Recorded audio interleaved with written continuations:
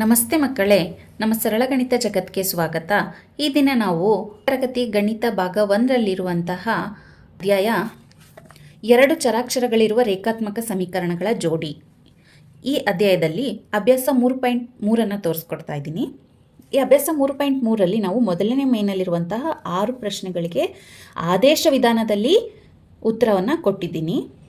Next ಎರಡನೇ main 2x + 3y = 11 ಮತ್ತು 2x - 4y = -24 ಬಿಡಿಸಿರಿ ಮತ್ತು ಇದರಿಂದ y = mx + 3ರಲ್ಲಿ mನ ಬೆಲೆಯನ್ನು ಕಂಡುಹಿಡಿಯಿರಿ.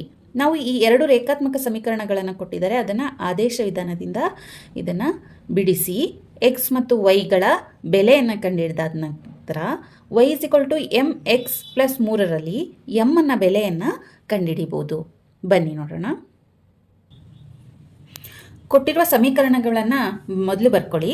2x + 3y = 11 ಇದು ಈಕ್ವೇಷನ್ ನಂಬರ್ 1 ಆಗುತ್ತೆ.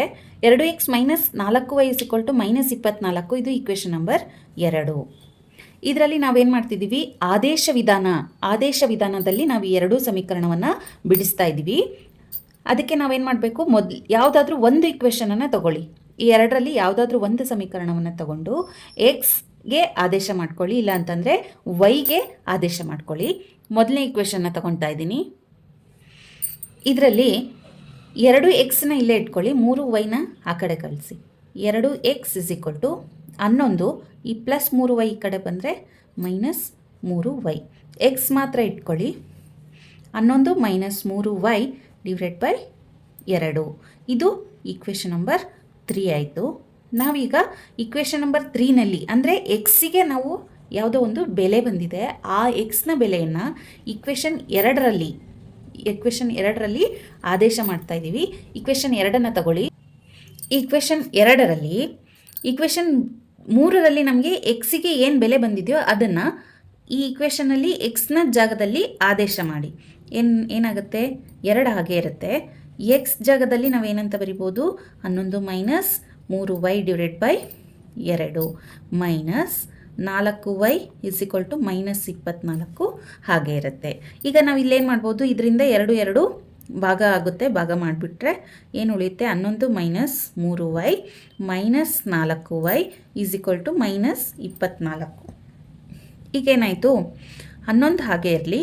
-3y -4y ಏನಾಯಿತು, -7y = -24. ಈಗ ಇದರಲ್ಲಿ ಏನು ಮಾಡ್ತಿದ್ದೀವಿ, ನಾವು ಈ -7ನ್ನು ಇಂದ ಆ ಕಡೆ ಕಳಿಸಿ, -24ನ್ನು ಈ ಕಡೆ ತೊಗೊಂಬನ್ನಿ. 11 ಅಲ್ಲೇ ಇದೆ, -24 ಈ ಕಡೆ ಬಂದರೆ +24 -7y ಆ ಸೈಡ್ ಹೋದ್ರೆ ಏನಾಯಿತು, +7y ಆಯಿತು. 24 + 11 ಏನಾಯಿತು, 35 7y. ಈಗ 7 ಈ ಸೈಡ್ ಬಂದಾಗ ಏನಾಗುತ್ತೆ, 35 / 7 = y. ಇಲ್ಲಿರೋ y ಏನಾಗುತ್ತೆ, ಡಿನಾಮಿನೇಟರಿಗೆ ಬರುತ್ತೆ. 7 1 7 5 35.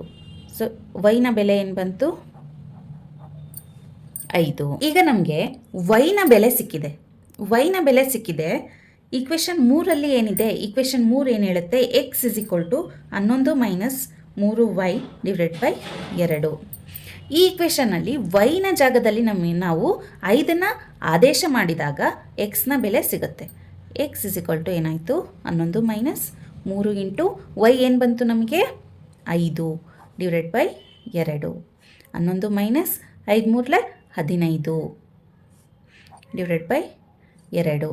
11 - 15 ಏನಾಗುತ್ತೆ, -4 / 2.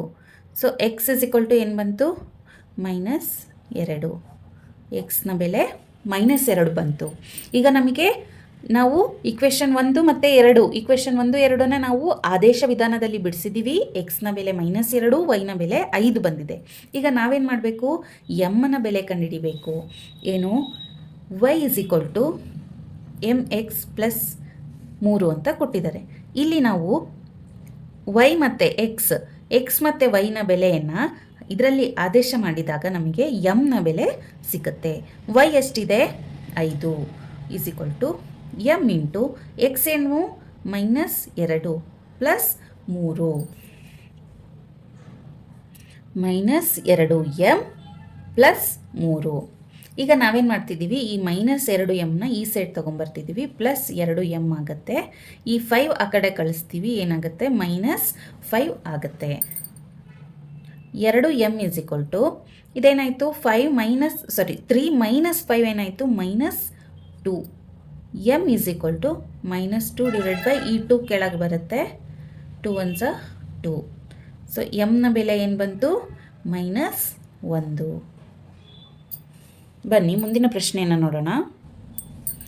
ಕೆಳಗಿನ ಸಮಸ್ಯೆಗಳಿಗೆ ರೇಖಾತ್ಮಕ ಸಮೀಕರಣಗಳ ಜೋಡಿಗಳನ್ನು ರಚಿಸಿರಿ ಮತ್ತು ಆದೇಶ ವಿಧಾನದಿಂದ ಅವುಗಳ ಪರಿಹಾರವನ್ನು ಕಂಡುಹಿಡಿಯಿರಿ ಅಂತ ಇದೆ. Form the pair of linear equation for the following problems and find their solution by substitution method.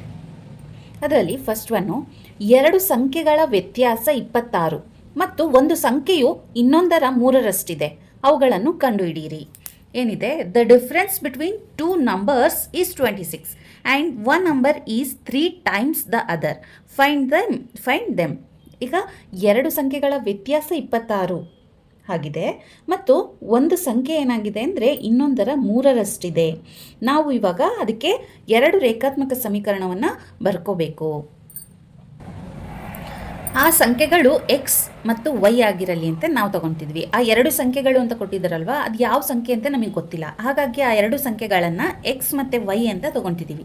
Let's the 2 numbers be x and y such that y is greater than x. ನಾವು y greater than x ಅಂತ ತೊಗೊಂಡಿದ್ದೀವಿ. ಈಗ ನಾವು ಇದಕ್ಕೆ ಸಮೀಕರಣ ಏನಂತ ಬರಿಬೋದು ನೋಡಿ. ಇಲ್ಲಿ ಒಂದು ಸಂಖ್ಯೆಯು ಇನ್ನೊಂದರ 3ರಷ್ಟಿದೆ. ಒಂದು ಸಂಖ್ಯೆ ಏನಾಗಿದೆ ಇನ್ನೊಂದರ 3ರಷ್ಟಿದೆ. Y is equal to 3x ಅಂತ ಬರಿಬೋದಲ್ವಾ, ಈಕ್ವೇಷನ್ ನಂಬರ್ 1. ನಾವಿಲ್ಲಿ ನೋಡಿ y is greater than x ಅಂತ ತಗೊಂಡಿದ್ದೀವಿ. ಎಕ್ಸ್ ಏನೇ ಇದ್ರೂ ಎಕ್ಸ್ಗಿಂತ ವೈ ಜಾಸ್ತಿ ಇರುತ್ತೆ ಅಂತ ನಾವು ತಗೊಂಡಿದ್ದೀವಿ. ಹಾಗಾಗಿ y is equal to 3x ಅಂತ ತಗೊಂಡಿದ್ದೀವಿ. ನೆಕ್ಸ್ಟು ಏನು, 2 ಸಂಖ್ಯೆಗಳ ವ್ಯತ್ಯಾಸ y minus x is equal to ಎಷ್ಟಿದೆ 26 ಅಂತ ಕೊಟ್ಟಿದ್ದಾರಲ್ವ, ಅದಕ್ಕೆ ನಾವು y minus x is equal to 26 ಅಂತ ಬರ್ಕೊಂಡಿದ್ದೀವಿ. ಈಗ ನಮಗೆ 2 ರೇಖಾತ್ಮಕ ಸಮೀಕರಣಗಳು ಸಿಕ್ತು ನೋಡಿ. Equation 1 y is equal to 3x ಇದೆ. ಅದಾಗಲೇ ವೈನ ಬೆಲೆ ರೀತಿಯಾಗೇ ಇದೆ. ಹಾಗಾಗಿ ನಾವೇನು ಮಾಡಬೇಕು, ಈಕ್ವೇಷನ್ 1ನ ವ್ಯಾಲ್ಯೂನ ಈಕ್ವೇಷನ್ 2ನಲ್ಲಿ ಸಬ್ಸ್ಟಿಟ್ಯೂಟ್ ಮಾಡ್ತಾ ಇದ್ದೀವಿ. Substitute the value of equation 1 in equation 2. ಏನು ಸಿಗುತ್ತೆ ನಮಗೆ, ಈಕ್ವೇಷನ್ 2ನ ಫಸ್ಟ್ ಬರ್ಕೊಳ್ಳಿ. ಈಕ್ವೇಷನ್ 2ನಲ್ಲಿ ವೈ ಅನ್ನೋ ವ್ಯಾಲ್ಯೂ, ವೈ ಏನಿದೆ, ವೈ ಅಂದರೆ 3x minus x is equal to 26. 3x minus x ಏನಾಗುತ್ತೆ 2x is equal to 26. X is equal to ಏನಾಗುತ್ತೆ 26/2. So x is equal to ಏನು ಬಂತು 2 1 2 2 3 6. ಹಾಗಾಗಿ ಎಕ್ಸ್ನ ಬೆಲೆ ಏನು ಬಂತು 13. ಈಗ ಎಕ್ಸ್ನ ಬೆಲೆ ಸಿಕ್ಕಿದೆ. ಎಕ್ಸ್ನ ಬೆಲೆಯನ್ನು ತಗೊಂಡೋಗಿ ನಾವು ಈಕ್ವೇಷನ್ ನಂಬರ್ 1ನಲ್ಲಿ ಹಾಕಿದಾಗ ಈಕ್ವೇಷನ್ ನಂಬರ್ 1 ಏನಿದೆ Y is equal to 3x. ಇಲ್ಲಿ ನಾವು ಎಕ್ಸ್ನ ಬೆಲೆಯನ್ನು ಆದೇಶ ಮಾಡಿದಾಗ ವೈನ ಬೆಲೆ ಸಿಗುತ್ತೆ. Y is equal to x into x ನಮಗೇನು ಸಿಕ್ತು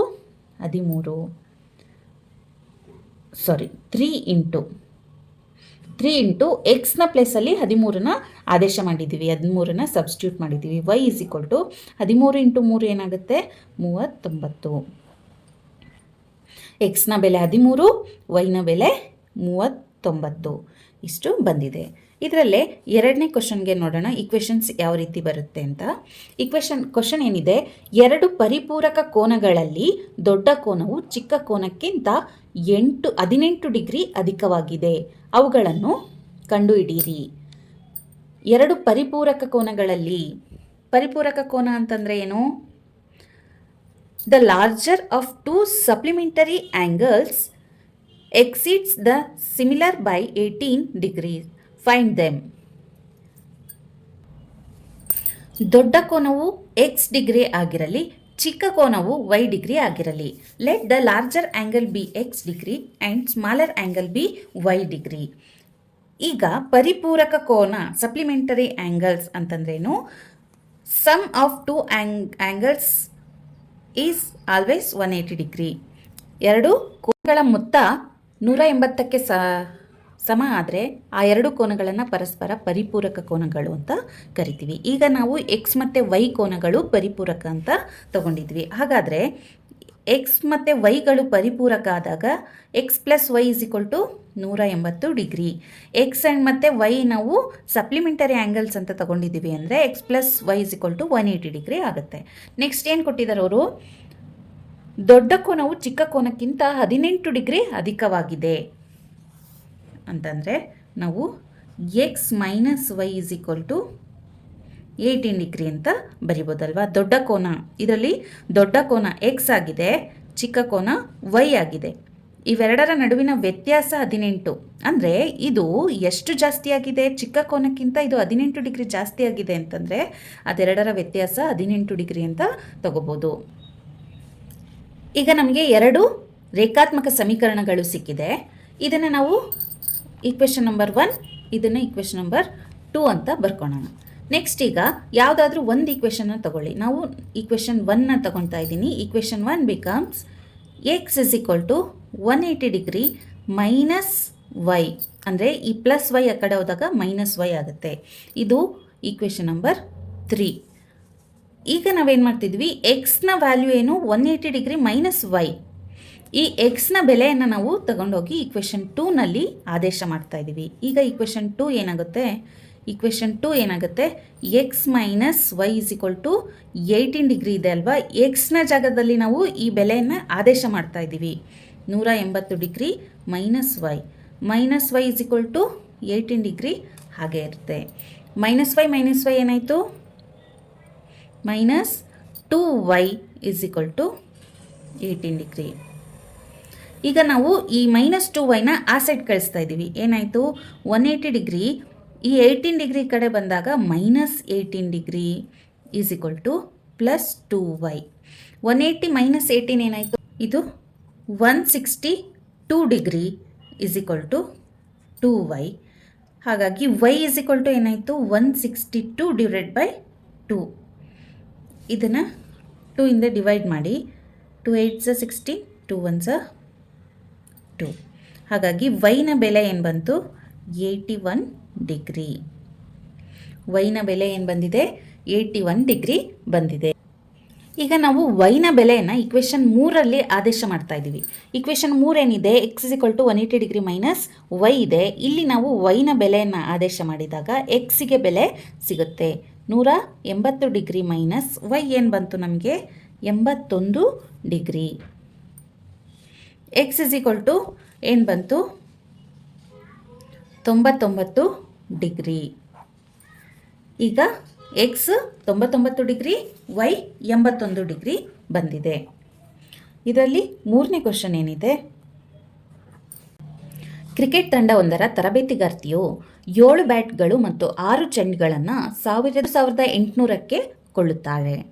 ಆ ಬಳಿಕ 3 ಬ್ಯಾಟ್ಗಳು ಮತ್ತು 5 ಚೆಂಡುಗಳನ್ನು ಅವರು ರು 1750ಕ್ಕೆ ಕೊಳ್ಳುತ್ತಾರೆ. ಪ್ರತಿಯೊಂದು ಬ್ಯಾಟ್ ಮತ್ತು ಪ್ರತಿಯೊಂದು ಚೆಂಡಿನ ಬೆಲೆಯನ್ನು ಕಂಡುಹಿಡಿಯಿರಿ. The coach of a cricket team buys 7 bats and 6 balls for rupees 3800. Later she buys 3 bats and 5 balls for 1750. Find the cost of each bat and each ball. ಬ್ಯಾಟ್ನ ಬೆಲೆ ಎಕ್ಸ್ ಆಗಿರಲಿ, ಚೆಂಡಿನ ಬೆಲೆ ವೈ ಆಗಿರಲಿ. Let the cost of bat be x and that of a ball be y. ಈಗ ನಾವು ಬ್ಯಾಟ್ನ ಬೆಲೆನ X ಮತ್ತು ಚೆಂಡಿನ ಬೆಲೆನ Y ಅಂತ ತಗೊಂಡಿದ್ವಿ. ಕ್ವಶನಲ್ಲಿ ಏನಿದೆ, 7 ಬ್ಯಾಟ್ಗಳು ಮತ್ತು 6 ಚೆಂಡುಗಳನ್ನು ರು 3800ಕ್ಕೆ ಕೊಳ್ಳುತ್ತಾರೆ. ಹಾಗಾಗಿ ನಾವೇನಂತ ಬರಿಬೋದು, ಈಕ್ವೇಷನ್ನ 7x plus 6y is equal to 3800, equation number 1. Next 3x plus 5y is equal to 1750, equation number 2. 7 bat ಮತ್ತು 6 ಚೆಂಡುಗಳನ್ನು 3800ಕ್ಕೆ ಖರೀದಿಸಿದರು ಅಂತಂದಾಗ 7x plus 6y is equal to 3800 ಅಂತ ಬರಿಬೋದಲ್ವಾ. ಈಗ ನಮಗೆ ಇದೇ ರೀತಿ 3 ಬ್ಯಾಟ್ಗಳು ಮತ್ತು 5 ಚೆಂಡುಗಳನ್ನು ಬೆಲೆ 1750 ಅಂತ ಹೇಳಿದ್ದಾರೆ. ಹಾಗಾಗಿ ನಾವು ಈ ಎರಡು ಈಕ್ವೇಷನನ್ನು ಬರ್ಕೊಂಡಿದ್ವಿ, ಎರಡು ರೇಖಾತ್ಮಕ ಸಮೀಕರಣಗಳನ್ನು ಬರೆದಿದ್ವಿ. ಈ ಎರಡು ಸಮೀಕರಣಗಳನ್ನು ಉಪಯೋಗಿಸ್ಕೊಂಡು ನಾವು ಆದೇಶ ವಿಧಾನದಿಂದ ಎಕ್ಸ್ ಮತ್ತು ವೈಗಳ ಬೆಲೆಯನ್ನು ಕಂಡುಹಿಡಿತಾ ಇದ್ದೀವಿ. ಈಗ ಈಕ್ವೇಷನ್ ಒನ್ ಏನಾಗುತ್ತೆ, 7x ಅಲ್ಲೇ ಇರಲಿ, 3800 minus 6y. So x is equal to ಏನಾಯಿತು, 3800 minus 6y whole divided by 7.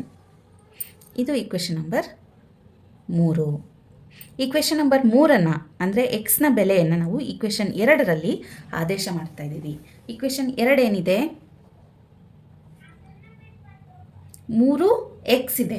X ಜಾಗದಲ್ಲಿ ನಾವು 3800 minus 6y divided by 7 plus 5y ಹಾಗೆ ಇದೆ, 1750 ಹಾಗೆ ಇದೆ.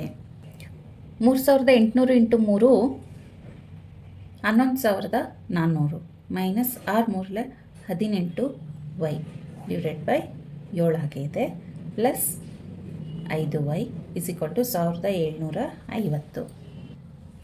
ಈಗ ನೋಡಿ, ಇದು ಡಿನಾಮಿನೇಟರಲ್ಲಿ ಏನೂ ಇಲ್ಲ ಅಂತಂದರೆ ನಾವು ಒಂದನ್ನು ತೊಗೊಂಡಿದ್ದೀವಿ. ಇದಕ್ಕೆ ಎಲ್ ಸಿ ಎಮ್ ತೊಗೊಳೋದಾದರೆ 7 ಎಲ್ ಸಿ ಎಮ್ ಆಗುತ್ತೆ. 11400 ಮೈನಸ್ 18y ಇದೇನಾಯಿತು, ಪ್ಲಸ್ ಇದೆ, ಪ್ಲಸ್ ಆಗ್ತಿದ್ದೀವಿ. 7 into 5 35y is equal to 1750. ಈಗ ನಾವು ಈ 7ನ್ನು ಕ್ರಾಸ್ ಮಲ್ಟಿಪ್ಲೈ ಮಾಡಿ ಆ ಕಡೆ ಕಳಿಸಿ, ಏನಾಯಿತು, 11400 ಮೈನಸ್ 18y. ಈಗ ಮೈನಸ್ 18y ಪ್ಲಸ್ 35y. 35ರಲ್ಲಿ 18 ಹೋದರೆ ಏನಾಯಿತು, 17y ಈಸ್ ಈಕ್ವಲ್ ಟು, ಇಲ್ಲಿ ನಾವು ಇದು 11400 ಹಂಗೆ ಬರ್ಕೊಂಡಿದ್ದೀವಿ. ಇದೆರಡೂ ಕಳೆದ್ಬಿಟ್ಟು 17y ಅಂತ ಬರ್ತಿದ್ದೀವಿ. ಇಲ್ಲಿ ಡಿನಾಮಿನೇಟರಲ್ಲಿರೋ 7ಅನ್ನು ನಾವು ಕ್ರಾಸ್ ಮಲ್ಟಿಪ್ಲೈ ಮಾಡಿ ಇಲ್ಲಿ ಕಳಿಸ್ತಾ ಇದ್ದೀವಿ. 1750 ಇಂಟು 7 ಮೈನಸ್ 17y ಹಾಗೆ ಇರಲಿ. ಈ 11000ನ ಆ ಕಡೆ ಕಳಿಸ್ತಾ ಇದ್ದೀವಿ. ಫಸ್ಟ್ ಇದನ್ನು ಗುಣಿಸ್ಬಿಟ್ಟು ಆನ್ಸರ್ ಬರ್ಕೊಳ್ಳಿ. 1750 ಇಂಟು 7 ಏನಾಗುತ್ತೆ, 12250. ಈ 11400 ಈ ಕಡೆ ಬಂದರೆ ಏನಾಯಿತು, ಮೈನಸ್ 11400 ಮೈನಸ್ 17y ಹಾಗೆ ಇರಲಿ. ಇದನ್ನು ಕಳೀರಿ. ಇದನ್ನು ಕಳೆದಾಗ ಏನು ಬಂತು ನಮಗೆ, 850. ಇದು ಮೈನಸ್ ಅಲ್ಲ, ಪ್ಲಸ್ 17 ಇಸ್ ಈಕ್ವಲ್ ಟು 850. ಈಗ y ಇಸ್ ಈಕ್ವಲ್ ಟು ಏನಾಗುತ್ತೆ, 17ನ್ನು ಆ ಕಡೆ ಕಳಿಸಿ, 850 divided by 17. y is equal to ಇದು 17ರಿಂದ ಭಾಗಿಸಿ, yನ ಬೆಲೆ ಎಷ್ಟು ಬರುತ್ತೆ, 50. yನ ಬೆಲೆ 50. ಈಗ y ಬೆಲೆ ಬಂದಿದೆ ಅಂತಂದಾಗ ನಾವು yನ ಬೆಲೆಯನ್ನು ಈಕ್ವೇಷನ್ 3ರಲ್ಲಿ yನ ಪ್ಲೇಸಲ್ಲಿ ಆದೇಶ ಮಾಡಿದಾಗ ಎಕ್ಸ್ನ ಬೆಲೆ ಬರುತ್ತೆ. ಇಲ್ಲಿ ನಾವೇನು ಮಾಡ್ತಾ ಇದ್ದೀವಿ, 3800 ಮೈನಸ್ 6 ಇಂಟು ವೈನ ಬೆಲೆ ನಮಗೇನು ಸಿಕ್ಕಿದೆ, y 50 ಡಿವೈಡೆಡ್ ಬೈ 7. ಈ 6 ಇಂಟು 50 ಮಲ್ಟಿಪ್ಲೈ ಮಾಡಿ, 3800 ಮೈನಸ್ 300 ಡಿವೈಡೆಡ್ ಬೈ 7. ಇದನ್ನು 3800 ಮೈನಸ್ 300 ಅಂದರೆ ಇದನ್ನು ಕಳೆದ್ರೆ ಏನು ಬರುತ್ತೆ ನಮಗೆ, 3500 ಡಿವೈಡೆಡ್ ಬೈ 7. ಇದನ್ನು ಭಾಗಿಸಿ, 7 7 5 35 200. ಎಕ್ಸ್ನ ಬೆಲೆ ಏನು ಸಿಕ್ತು, 500. ಎಕ್ಸ್ನ ಬೆಲೆ 500, ವೈನ ಬೆಲೆ 50. ಅಂದರೆ ಎಕ್ಸ್ನ ನಾವು ಏನಂತ ತೊಗೊಂಡಿದ್ದೀವಿ, ಬ್ಯಾಟಿನ ಬೆಲೆ 500, ಬಾಲ್ನ ಬೆಲೆ 50 ರೂಪಾಯಿ ಬಂದಿದೆ ಮಕ್ಕಳೇ. ಒಂದು ನಗರದಲ್ಲಿ ಟ್ಯಾಕ್ಸಿ ಬಾಡಿಗೆಯು 2 ಭಾಗಗಳಿಂದ ಕೂಡಿದೆ. ಮೊದಲನೆಯದು ನಿಗದಿತ ಬಾಡಿಗೆ ಮತ್ತು ಎರಡನೆಯದು ಚಲಿಸಿದ ದೂರಕ್ಕೆ ಅನುಗುಣವಾಗಿ ಬಾಡಿಗೆ. ಇವೆರಡನ್ನೂ ಸೇರಿಸಿ ಒಟ್ಟು ಬಾಡಿಗೆ ಎನ್ನುತ್ತೇವೆ. ಒಟ್ಟು ಬಾಡಿಗೆಯು 10 ಕಿಲೋಮೀಟರ್ ಪ್ರಯಾಣಕ್ಕೆ 105 ಮತ್ತು 15 ಕಿಲೋಮೀಟರ್ ಪ್ರಯಾಣಕ್ಕೆ ರೂ 155. ಹಾಗಾದರೆ ನಿಗದಿತ ಬಾಡಿಗೆ ಮತ್ತು ಪ್ರತಿ ಕಿಲೋಮೀಟರ್ನ ಪ್ರಯಾಣಕ್ಕೆ ಬಾಡಿಗೆ ದರಗಳನ್ನು ಕಂಡುಹಿಡಿಯಿರಿ. ಒಬ್ಬ ವ್ಯಕ್ತಿಯು 25 ಕಿಲೋಮೀಟರ್ ದೂರವನ್ನು ಪ್ರಯಾಣಿಸಿದರೆ ನೀಡಬೇಕಾದ ಒಟ್ಟು ಬಾಡಿಗೆಯನ್ನು ಕಂಡುಹಿಡಿಯಿರಿ. The taxi charges in a city consist of a fixed charge together with the charge for the distance covered. For a distance of 10 km, the charge paid is rupees 105. And for a journey of 15 km, the charge paid is rupees 155. What are the fixed charges and the charge per kilometer? How much does a person have to pay for traveling a distance of 25 km? ನಿಗದಿತ ಬಾಡಿಗೆ X ಆಗಿರಲಿ, ಚಲಿಸಿದ ದೂರಕ್ಕೆ ಬಾಡಿಗೆ y ಆಗಿರಲಿ. Let the fixed charge be rupees x and per kilometre charge be rupees y. ಈಗ ನಾವು ನಿಗದಿತ ಬಾಡಿಗೆಯನ್ನು X ಅಂತಲೂ ಚಲಿಸಿದ ದೂರಕ್ಕೆ ಅನುಗುಣವಾಗಿ ಬಾಡಿಗೆಯನ್ನು ವೈ ಅಂತಲೂ ಕನ್ಸಿಡರ್ ಮಾಡಿದ್ದೀವಿ. ಈಗ ನಾವು ಏನೋ ಒಟ್ಟು ಬಾಡಿಗೆ 10 ಕಿಲೋಮೀಟರ್ ಪ್ರಯಾಣಕ್ಕೆ 105 ರೂಪಾಯಿ. 10 ಕಿಲೋಮೀಟರ್ ಪ್ರಯಾಣ ಅಂತಂದಾಗ ನಿಗದಿತ ಬಾಡಿಗೆ ಎಲ್ಲರಿಗೂ ಇರುತ್ತೆ. ಹಾಗಾಗಿ ನಿಗದಿತ ದೂರ ಪ್ಲಸ್ 10 ಕಿಲೋಮೀಟರ್ಗೆ 10 ಇಂಟು ವೈ ಅಂತ ಬರಿಬೋದಲ್ವಾ. = ನಾವು ಒಟ್ಟು ಬಾಡಿಗೆ ಎಷ್ಟು ಕಟ್ಟಿದ್ದೀವಿ? 105 ರೂಪಾಯಿ. ಹಾಗಾಗಿ ಇದು ಈಕ್ವೇಷನ್ ನಂಬರ್ 1 ಆಗುತ್ತೆ. ನೆಕ್ಸ್ಟು 15 ಕಿಲೋಮೀಟರ್ ಪ್ರಯಾಣಕ್ಕೆ 155 ರೂಪಾಯಿ ಆಗಿದೆ ಅಂತೆ. ಆದರೆ ನಿಗದಿತ ಬಾಡಿಗೆ ಪ್ಲಸ್ 15 ಕಿಲೋಮೀಟರ್ಗೆ ಬಾಡಿಗೆ ಸೇರಿ 155. ಇದನ್ನು ನಾವು ಈಕ್ವೇಷನ್ 2 ಅಂತ ತಗೊಳ್ತೀವಿ. ಹಾಗಾದರೆ ಆ ನಗರದಲ್ಲಿ ನಿಗದಿತ ಬಾಡಿಗೆಯ ದರ ಎಷ್ಟು ಮತ್ತು ಚಲಿಸಿದ ದೂರಕ್ಕೆ ಬಾಡಿಗೆ ಅನ್ನೋದು ವೈ ಎಷ್ಟು ಅಂತ ನಾವೀಗ ಕಂಡುಹಿಡಿಬೇಕಾಗಿದೆ. ಈಗ ನಮಗೆ 2 ಸಮೀಕರಣ ಸಿಕ್ಕಿದೆ. ಈ 2 ಸಮೀಕರಣನ ನಾವು ಆದೇಶ ವಿಧಾನದಲ್ಲಿ ಬಿಡಿಸೋಣ. ಆಗ ನಮಗೆ ಎಕ್ಸ್ ಮತ್ತು ವೈನ ಬೆಲೆ ಸಿಗುತ್ತೆ. ಈಕ್ವೇಷನ್ 1ನ ತಗೊಳ್ತಾ ಇದ್ದೀವಿ. ಈಕ್ವೇಷನ್ 1 ಬಿಕಮ್ಸ್, ಈಕ್ವೇಷನ್ ಏನಾಗ್ಬೋದು?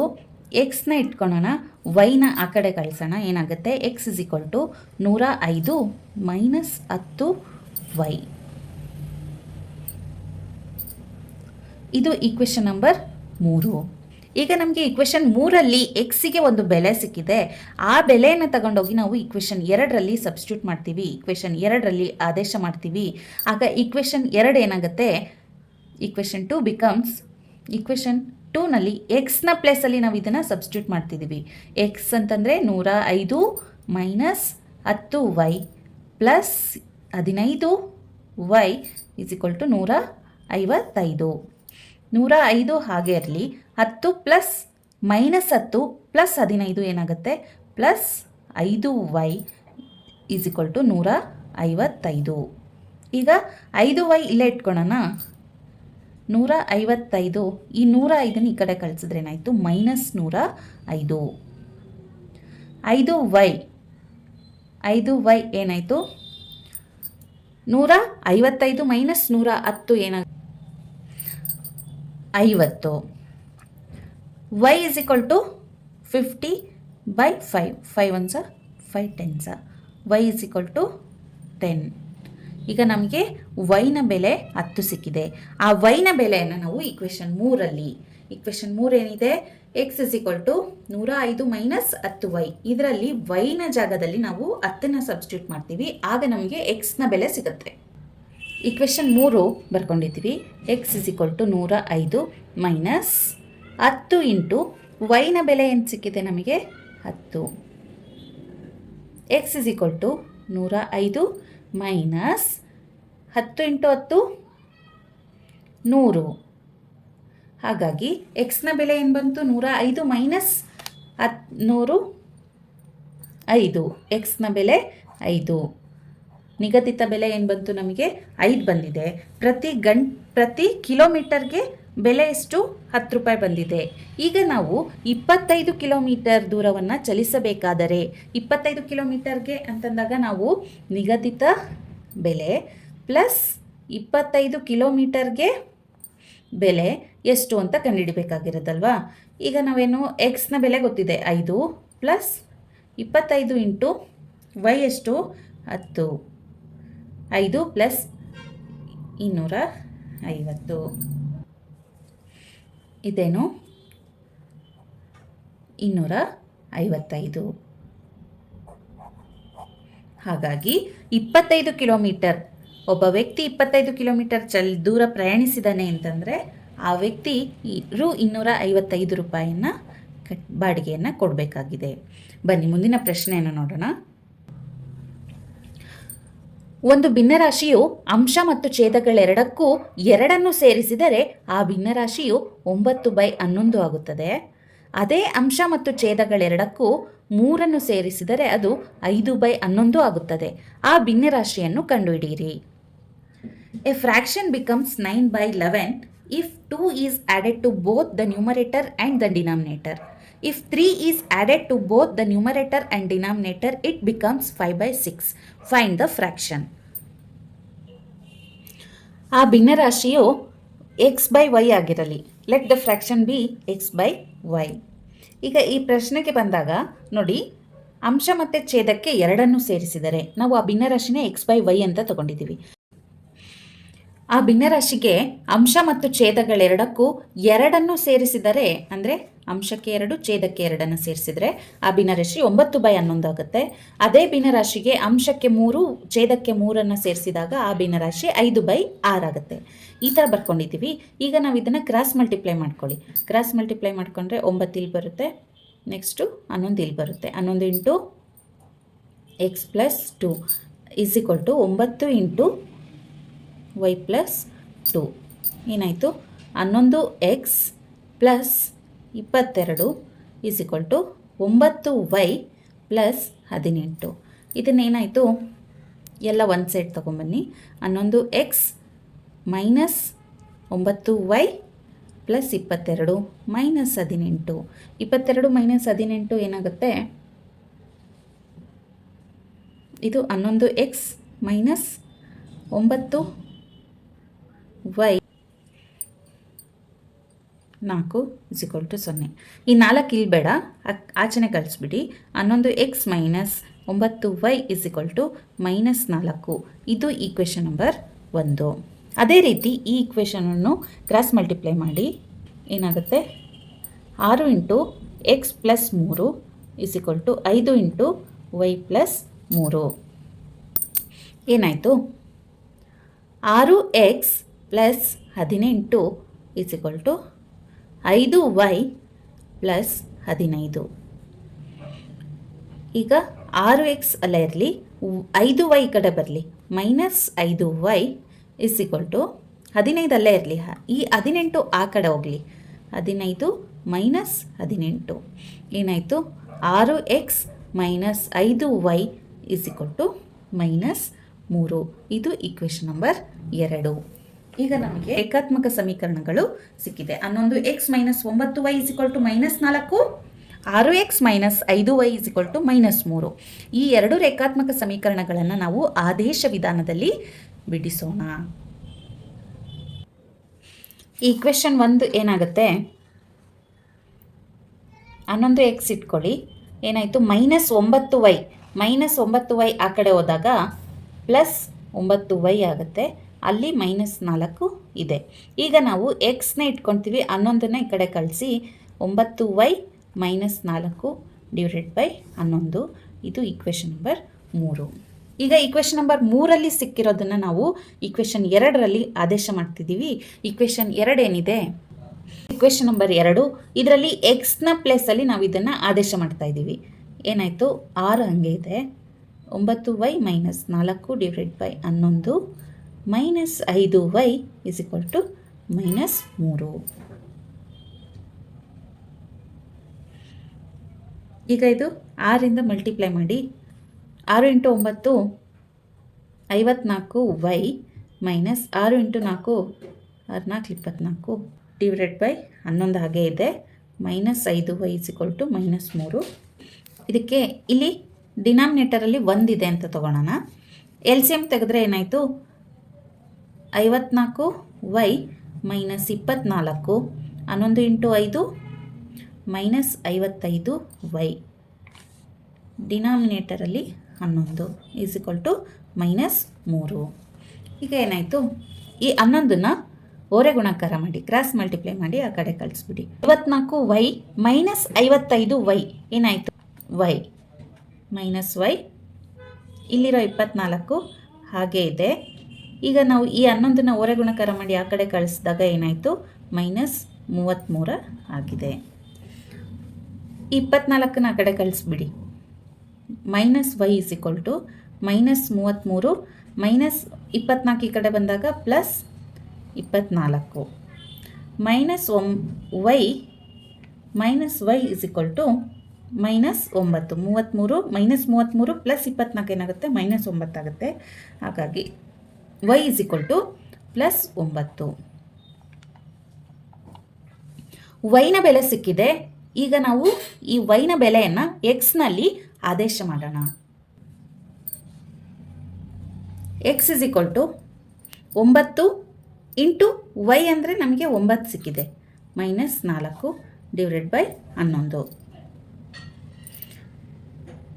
81 ಮೈನಸ್ 4 ಡಿವೈಡೆಡ್ ಬೈ 11 ನ ಬೆಲೆ ಏನಾಯಿತು? 81 ಮೈನಸ್ 4 77 ಡಿವೈಡೆಡ್ ಬೈ 11.